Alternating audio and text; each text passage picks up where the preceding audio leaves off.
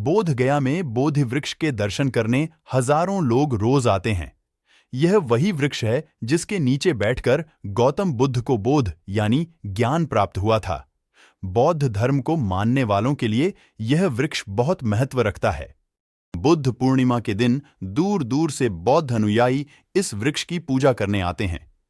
लेकिन क्या आप जानते हैं कि इस पवित्र वृक्ष को भी 3 बार नष्ट करने का प्रयास किया गया था, लेकिन तीनों बार यह प्रयास विफल हुआ।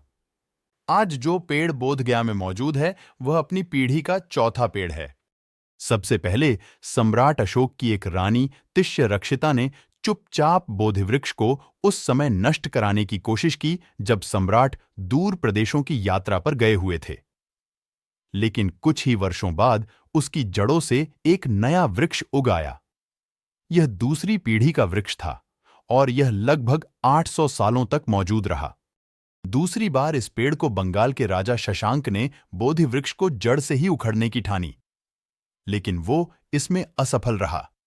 कहते हैं कि जब इसकी जड़ें नहीं निकलीं तो राजा शशांक ने बोधि वृक्ष को कटवा दिया और इसकी जड़ों में आग लगवा दी, लेकिन जड़ें पूरी तरह नष्ट नहीं हो पाईं।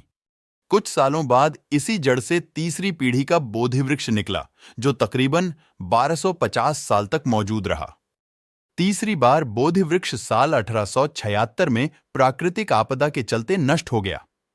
उस समय लॉर्ड कनिंघम ने 1880 में श्रीलंका के अनुराधापुरम से बोधि वृक्ष की शाखा मंगवाकर इसे बोधगया में फिर से स्थापित कराया। यह इस पीढ़ी का चौथा बोधि वृक्ष है जो आज तक मौजूद है।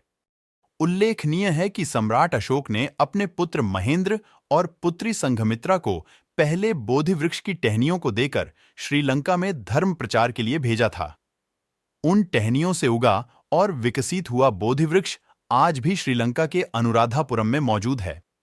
ऐतिहासिक दृष्टि से यह अब तक का सबसे प्राचीन वृक्ष लगभग 2250 वर्ष पुराना है। आज बोधि वृक्ष एक सुरक्षित स्थान पर है। इसे एक लोहे के पिंजरे में रखा गया है। बोधि वृक्ष के चारों ओर एक सुंदर मंदिर परिसर है। हर साल लाखों श्रद्धालु बोधि वृक्ष के दर्शन करने के लिए बोधगया आते हैं। बोधि वृक्ष बौद्ध धर्म के लिए एक महत्वपूर्ण प्रतीक है। यह ज्ञान, शांति और प्रेम का प्रतीक है।